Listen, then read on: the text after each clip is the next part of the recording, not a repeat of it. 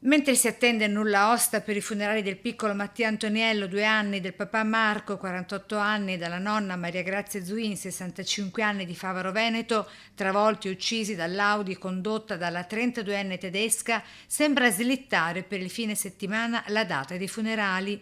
Una celebrazione unica, probabilmente venerdì 14, non più ad Ese, ma nella chiesa di Sant'Andrea Apostolo in via Altinia a Favaro. Da parte nostra come municipalità, ma ho sentito anche l'amministrazione comunale, appoggiamo in tutto e per tutto quelle che saranno le volontà da parte dei familiari. Stanno ancora attendendo il via libera da parte della magistratura per la liberazione delle salme, quindi per il trasporto da Santo Stefano a Favaro Veneto, insomma. E intanto ha preso il via una gara di solidarietà per Elena Potente, che ha perso il figlio di 2 anni, il compagno e la mamma.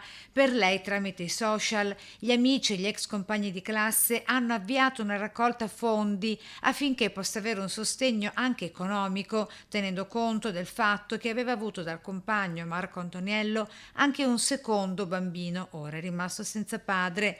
Non lasceremo Elena sola, scrive su Facebook Matteo Scarpellino, che con lei aveva condiviso asili elementari e medie e che attualmente vive a Oslo, in Norvegia.